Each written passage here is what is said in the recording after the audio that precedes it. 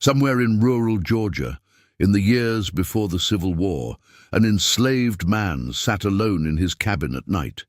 His fingers were stained with chalk dust. He had been scratching letters into a small piece of slate, copying the shapes he had memorized from a hymn book stolen from his master's study. He had finally learned to write his own name. And when his master found out, the punishment was swift and surgical. They held his right hand flat against a wooden stump, and with a single blow they cut off his index finger. The finger he had used to trace letters, the finger that had dared to form words. This was not an isolated act of cruelty. This was the law, and the question that haunts this story is not why they punished him. The question is this: why were slave owners more afraid of an enslaved person holding a book than holding a weapon? That question has an answer, and the answer reveals the most terrifying truth about American slavery, a truth that most history books skim over in a single paragraph.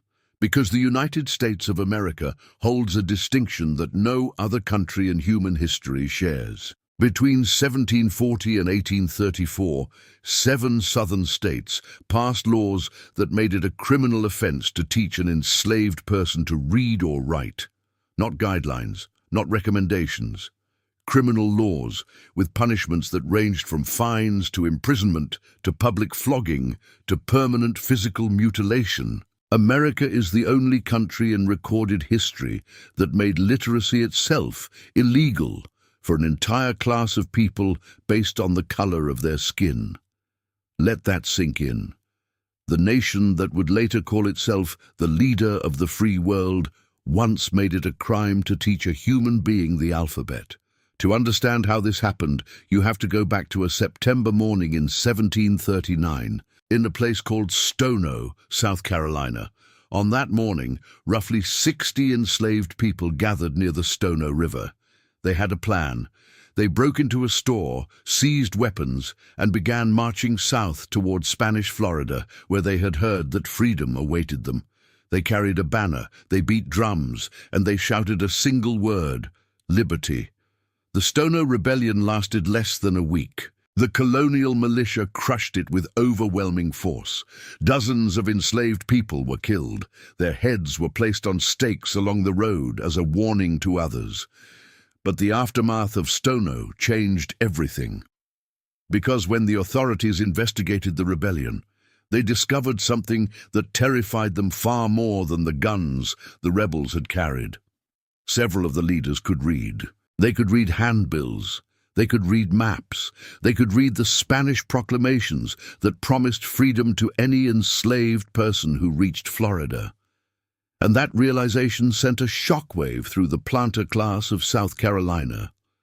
Within a year, in 1740, the colony passed the first anti-literacy law in American history. It was an amendment to the Negro Act. The law declared that any person who taught an enslaved person to write would face a fine of £100, a fortune at the time, and 6 months in prison. Notice what the law targeted. Not rebellion, not weapons, not physical resistance. Writing.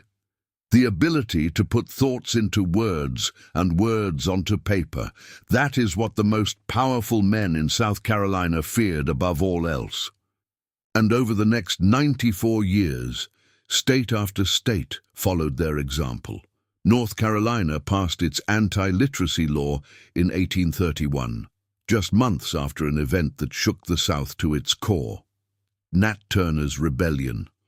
Turner was an enslaved preacher in Southampton County, Virginia. He could read, he could write. He had studied the Bible so deeply that he believed God had chosen him to lead his people out of bondage. In August of 1831, Turner and a group of followers launched one of the deadliest slave uprisings in American history. Approximately 60 white people were killed over the course of 2 days. The rebellion was eventually suppressed, and Turner was captured, tried, and executed. But the fear his rebellion created was permanent, because Nat Turner had not been radicalized by a foreign enemy. He had been radicalized by a book, the Bible. the same book his masters read every Sunday, and that terrified them. Within months, Virginia tightened its laws. The new statute declared that any gathering of black people for the purpose of instruction in reading or writing was an unlawful assembly. Any justice of the peace could issue a warrant to break up such a gathering, and any enslaved person found there could be punished with stripes. That is the legal term used in the statute. Stripes.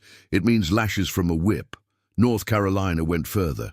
Its 1831 law set the punishment at 39 lashes on the bare back for any person of color caught teaching or learning to read. For a white person convicted of the same offense, the punishment was a $200 fine, roughly $6,500 in today's money, or jail time, or both. Georgia went the furthest of all.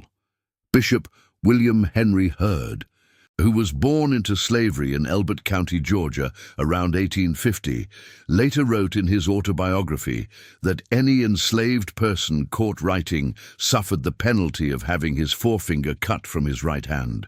Not a beating, not a fine. The permanent removal of the finger used to hold a pen. Think about what that means. An entire legal system was designed not to prevent violence, not to prevent theft, not to prevent any of the things we normally associate with criminal law. It was designed to prevent knowledge, to prevent a human being from understanding the 26 letters of the English alphabet, because the men who built that system understood something profound. They understood that slavery did not survive on chains alone. It survived on ignorance. And the moment an enslaved person could read, the entire architecture of that ignorance began to crumble. No one understood this more clearly than a boy named Frederick, born into slavery on the eastern shore of Maryland around 1818. He did not yet have the surname Douglas. He did not yet know that he would become the most famous abolitionist in American history. He was simply a child sent to live in Baltimore in the household of Hugh Auld and his wife Sophia.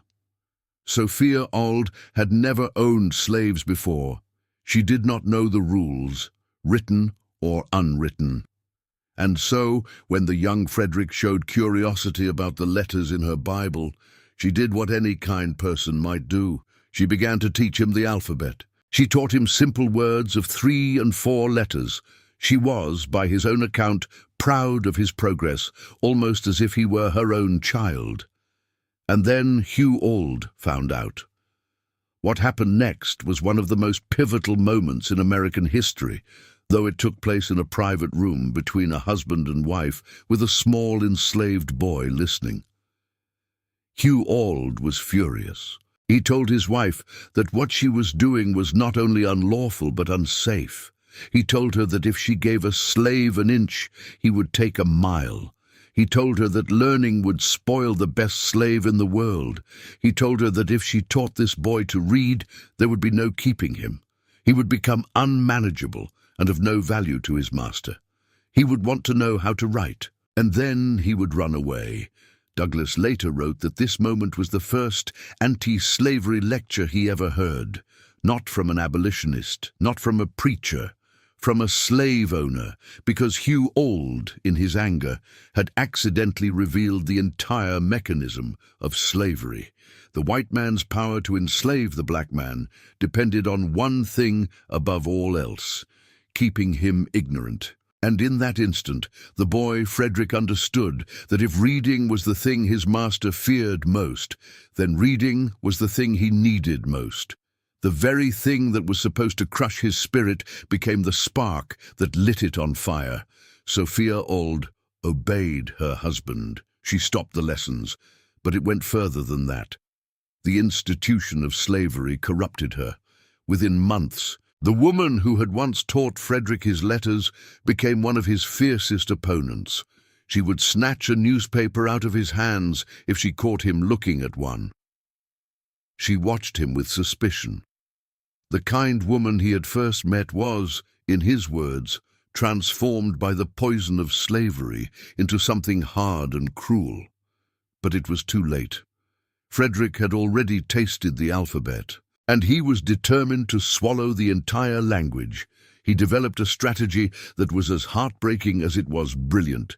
He carried bread in his pockets when he ran errands through the streets of Baltimore, and when he encountered poor white boys, hungry boys, boys who had food in their bellies only when someone shared, he offered them a deal. Bread for letters, bread for words, bread for knowledge. He later wrote that he traded this bread to hungry little children who, in return, gave him the more valuable bread of knowledge. He never named these boys, even decades later, because naming them would have exposed them to punishment. Teaching a black person to read was still a crime. By the age of 12, Frederick had discovered a book called The Columbian Orator. It contained a dialogue between a master and a slave, in which the slave systematically dismantled every argument for slavery until the master had no choice but to set him free. It was the first time Frederick had ever seen his own experience articulated in words on a page, and it changed him forever, but it also tortured him, because now he could see the full horror of his situation with perfect clarity. He could see the injustice. He could name it, but he could not escape it. Not yet. He later wrote that learning to read had been both a blessing and a curse. It opened a new world to him, but it was a world of pain. He could see the door to freedom, but he did not yet have the key to open it. Hugh Auld's prophecy proved more accurate than even Auld himself could have imagined. Frederick taught himself to write by studying the letters that shipyard carpenters chalked onto pieces of timber, marking which section of the ship each board belonged to. He practiced in secret, using Thomas Auld's old copybooks when the family was away. He challenged white boys in the street to writing contests, knowing that their competitive pride would push them to show him how to form the letters they knew. And eventually, Frederick did exactly what Hugh Auld had predicted. He ran away. He escaped to the north. He changed his name to Douglas, and he used the literacy that a terrified slave owner had tried to prevent to write one of the most important books in American history. The narrative of the life of Frederick Douglass, published in 1845, became a bestseller. It was translated into multiple languages, and it did more to advance the cause of abolition than almost any other single document. The very thing Hugh Auld feared had come true. A slave who could read had become a weapon that no chain could hold. But Frederick Douglass was not alone in his hunger for the written word. Across the South, in every state where anti-literacy laws held power, enslaved people were finding ways to learn. Consider a man named Lucius Holsey, enslaved in Georgia. Holsey could not attend any school. He had no teacher. He had no sympathetic mistress. What he had was determination and an ability to see opportunity where others saw only obstacles. He began collecting rags, discarded cloth that no one else wanted, and he sold them. Piece by piece, rag by rag, he accumulated enough money to buy 5 books, 2 spelling primers, a dictionary, a copy of John Milton's Paradise Lost, and a Bible. With those 5 books, Holsey taught himself to read by memorizing individual words, one at a time, cross-referencing them between his spelling books and his dictionary until each word unlocked the next. He went on to become a bishop in the Colored Methodist Episcopal Church. 5 books, purchased with rags. That was enough to build a mind that slavery could not contain. And then there was the matter of the children. Historians have documented that enslaved children were often the most resourceful in finding ways to learn. They would trade marbles, oranges, small treasures from their daily lives to white children in exchange for reading lessons. These were children teaching children, behind barns, in fields, in moments stolen from the grinding machinery of forced labor. The white children did not fully understand what they were giving away. They did not know that each letter they traced in the dirt was an act of rebellion. But the enslaved children knew. They knew exactly what they were risking, and they did it anyway. The resistance took organized forms as well. In Savannah, Georgia, A woman named Matilda Beasley, born in New Orleans, moved to the city in the 1850s and began teaching enslaved and free children of color to read. She operated in secret, knowing that discovery meant imprisonment or worse. After the war, she would go on to become the first black nun in the state of Georgia. But during slavery, she was simply a woman with chalk and courage, teaching the alphabet to children whom the law considered property. In St. Louis, Missouri, a man named John Berry Meekum ran a school for black children. When Missouri passed its anti-literacy law in 1847, Meekum did not shut down. He moved his school onto a steamboat anchored in the Mississippi River. On the water, he was beyond the reach of Missouri state law. He called it the Floating Freedom School, a classroom on a river drifting just past the edge of tyranny. In Norfolk, Virginia, a white woman named Margaret Crittenden Douglas made a different choice. She opened a school for free black children and taught them openly. She was arrested, tried, and convicted. She served a month in prison. And when she came out, she wrote a book about her experience that drew national attention to the absurdity and cruelty of the anti-literacy laws. She had committed no violence. She had stolen nothing. She had simply taught children to read. And for that, the state of Virginia put her in a cell. The evidence of secret literacy is everywhere, buried in the archaeological record, hidden in the margins of history. Near George Washington's estate at Mount Vernon, archaeologists uncovered 237 unidentified slates, 27 pencil leads, 2 pencil slates, and 18 writing slates in the houses once occupied by enslaved workers. 237 slates. That is not a handful of curious individuals experimenting with letters. That is a community of people systematically teaching themselves to read and write in secret at night, after days of backbreaking labor, knowing that discovery could mean the lash or worse. Historians believe they also practiced their letters in the dirt, because marks in the soil could be erased with a foot in an instant, while marks on slate could be found and used as evidence. Near Thomas Jefferson's Monticello, similar evidence was found. The man who wrote that all men are created equal kept hundreds of people in bondage. And those people, in the cabins where they slept, were scratching letters into slate by candlelight, learning the words of the man who owned them but could not own their minds. And here is the twist that the slave owners never saw coming. Despite every law, despite every lash, despite every severed finger, the system of anti-literacy failed. Not partially, not in the margins. It failed at scale. Historians estimate that before the American Revolution, approximately 5% of enslaved people in Virginia could read. By the antebellum period, that number had doubled to 10%.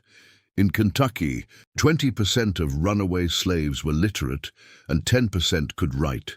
These are not small numbers when you consider the risks involved. Every one of those literate enslaved people had learned at the potential cost of their flesh, their freedom, or their life. And the slave owners knew it. The proof is in the fugitive slave advertisements, the wanted posters that were published in newspapers across the South whenever an enslaved person escaped. Between 1730 and 1865, an estimated 200,000 fugitive slave ads ran in American newspapers, and a significant number of them mentioned literacy. A notice from Tuscaloosa, Alabama, in 1845 complained that the escaped woman could read and write and so forge passes for herself. Think about that. The slave owner was admitting in print in a public newspaper that the woman's literacy was the very thing that had enabled her escape. The ads themselves are the confession. The system that was designed to prevent literacy was creating its own evidence of its failure. David Walker understood the power of the written word better than almost anyone. Walker was a free black man living in Boston. In 1829, he published a pamphlet called Appeal to the Colored Citizens of the World. It was a direct, unapologetic call for enslaved people to rise up and claim their freedom by any means necessary. But the pamphlet's true genius was not in its words. It was in its delivery. Walker recruited black sailors who traveled between northern and southern ports, and he sewed copies of the appeal into the linings of their clothing. The words traveled hidden in the seams of coats and trousers, passing through ports, past inspectors, into the hands of literate enslaved people who could read them aloud to those who could not. An entire revolutionary text, smuggled in thread and fabric, invisible to the eyes of the oppressor. When Southern authorities discovered what Walker was doing, the reaction was immediate and extreme. Georgia put a bounty on Walker's head, $10,000 alive, $1,000 dead. They valued his death at $1,000. They valued his silence at $10,000. That ratio tells you everything about what they truly feared. They did not want him dead. They wanted him quiet. Within a year of the appeal's publication, David Walker was found dead in his home in Boston. The official cause was tuberculosis. Many historians believe he was poisoned. He was 33 years old. Nat Turner's rebellion in 1831, coming just 2 years after Walker's appeal, was the final breaking point. Turner could read. Turner could write. Turner had used the Bible not as a tool of submission, as slave owners intended, but as a manifesto of liberation, and the carnage that followed his uprising convinced the planter class that literacy and rebellion were inextricably linked. Within months, every Southern state that had not already done so either passed or tightened its anti-literacy laws. Virginia's new statute banned any gathering of black people for the purpose of instruction. North Carolina imposed 39 lashes. Louisiana set the fine for teaching a free black person in Sunday school at $500 for the first offense, roughly $16,000 today. The South was trying to build a wall around the minds of 4 million people, and it was too late, because the words were already out. The ideas were already spreading. The enslaved population had already proved that no law could contain the human desire to understand, to communicate, to know. A woman named Susie King Taylor, born into slavery in Georgia, learned to read and write through underground schools held in the homes of free black people in Savannah. She and other children would wrap their books in paper so that white passers-by would not see what they were carrying. She later became the first black woman to publish a memoir of the Civil War, using the very skills that Georgia law had tried to make impossible. Schools existed in shadows across the South. According to the historian John Hope Franklin, secret schools for enslaved black students operated in Georgia, the Carolinas, Kentucky, Louisiana, Florida, Tennessee, and Virginia. They met in cellars, in back rooms, in the woods at night. They existed because enslaved people understood something that their masters refused to accept. You can chain a body. You cannot chain a mind, not permanently, not completely, not if even one person in that chain knows how to read. The Emancipation Proclamation came in 1863. The 13th Amendment abolished slavery in 1865. And when freedom finally came, the first thing that formerly enslaved people demanded, before land, before wages, before political rights, was schools. The hunger for literacy that had been suppressed for over a century exploded into the open. Freedmen's schools opened across the South, filled with students of every age, from children to grandparents, all learning the alphabet for the first time in the light of day, without fear, without the threat of the lash or the blade. William Henry Hurd, the man born into slavery in Georgia, the man who witnessed the penalty of severed fingers, paid a white schoolboy 10 cents per lesson after emancipation to teach him basic reading. 10 cents. That was the price of a letter. That was the bridge between darkness and light. Hurd went on to become a bishop in the African Methodist Episcopal Church, a diplomat, And the United States minister to Liberia. The boy who was not allowed to hold a pen went on to represent his country on a foreign continent. The system that tried to keep him illiterate produced a man who stood before presidents. Frederick Douglass, the boy who traded bread for letters in the streets of Baltimore, became one of the greatest orators and writers in American history. He advised President Abraham Lincoln. He held federal office. He published 3 autobiographies, each one a testament to the power of the very thing Hugh Auld had tried to prevent. And in one of his most famous speeches, Douglass delivered a line that echoed across the century. "Once you learn to read, you will be forever free." This is the story that most history books reduce to a single paragraph. Anti-literacy laws existed. Enslaved people were forbidden from reading. Moving on. But that single paragraph contains an entire world of courage, of cruelty, of resistance, and of revelation. It contains the sound of a blade falling on a wooden stump. It contains the scratch of chalk on slate at midnight. It contains the rustle of a pamphlet sewn into the lining of a sailor's coat. It contains the voice of a 12-year-old boy offering bread to hungry children in exchange for the thing his master feared most. The United States of America is the only country in the history of the world that ever made it a crime for a person to learn the alphabet. That fact alone should stop you in your tracks. Not because it is ancient history, but because it tells you what the architects of slavery understood better than anyone. The most dangerous weapon a human being can possess is not a gun. It is not a knife. It is not a torch. It is a word, written down, passed from hand to hand, read in the dark, understood, and once understood, impossible to take back. They cut off fingers to stop it. They split open backs with 39 lashes to stop it. They passed laws in 7 states to stop it. They put bounties on the heads of men who dared to write, and they failed. Because you cannot legislate against the human need to know. You cannot outlaw curiosity. You cannot make it a crime to think, no matter how many statutes you pass or how many examples you make. The enslaved people of the American South proved this with their bodies, with their blood, with every stolen moment of candlelight over a borrowed book. And that boy in the cabin in Georgia, the one whose finger was taken for the crime of writing his own name, his punishment was supposed to be a message, a warning to every other enslaved person on that plantation. Do not read, do not write, do not think.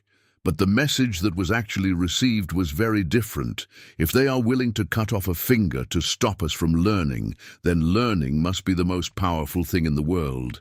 And they were right. It was, and it still is.